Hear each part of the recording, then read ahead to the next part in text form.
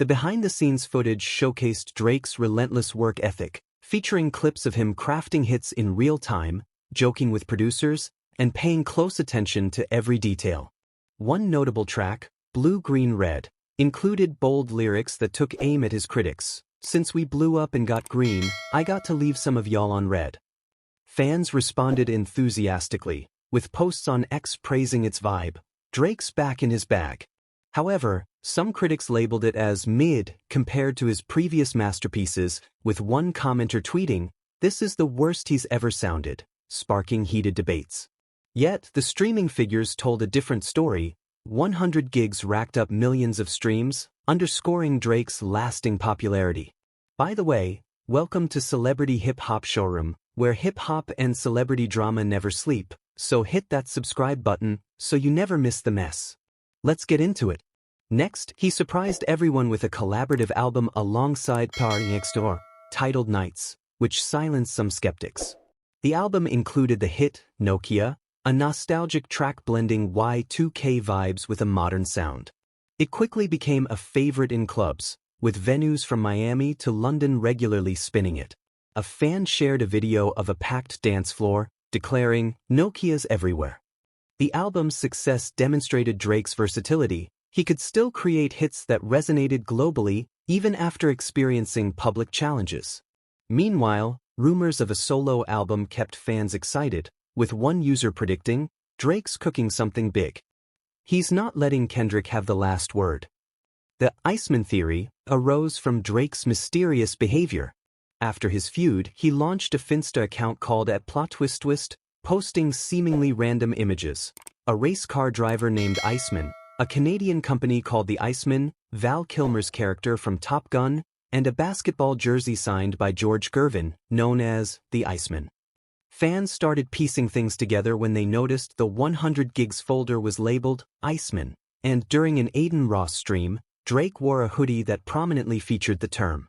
"He's dropping breadcrumbs," a fan tweeted, highlighting 5 Iceman references in his posts.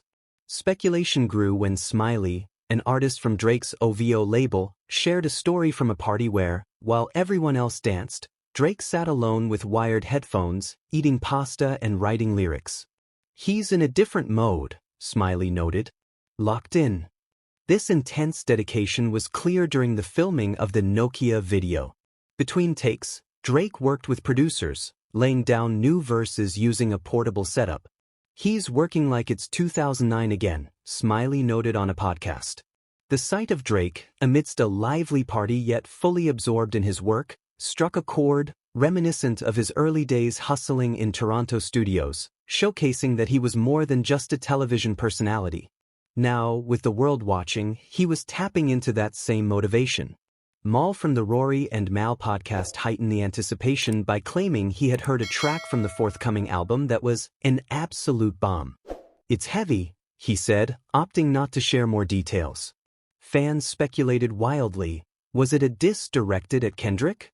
A reaction to the lawsuit Drake filed against Universal Music Group regarding Not Like Us? Or something entirely different? Drake's history shows that he thrives under pressure. After losing to Pusha T in 2018, he released Scorpion, a double album that produced hits like God's Plan, Nice for What, and In My Feelings, which dominated the charts that year and marked his peak success. On tracks like Emotionless, he opened up about his feud with Pusha and his secret son, turning his challenges into art. Songs like Money in the Grave and Omerta highlighted his lyrical skill, reminding critics of his ability to compete at the highest level. Historically, setbacks like the loss to Kendrick have sparked his creativity. A fan tweeted, "When Drake's back is against the wall, he makes his best music," echoing a common belief that he's on the brink of another successful era. The forthcoming album, whether called Iceman or something else, holds great significance. It's not just about creating hits, it's about his legacy. For 15 years, Drake has been a significant cultural force, influencing the sound of hip-hop while merging it with pop and R&B. From the reflective tones of Take Care to the dancehall influences of Views, he has consistently reinvented himself to stay ahead of the curve.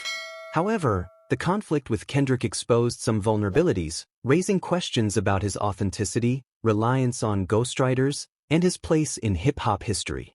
Not Like Us didn't just critique Drake, it challenged his status as a cultural influencer. For an artist who thrives on disproving critics, this album offers a chance to respond, not with a diss track, but with a body of work that redefines the narrative.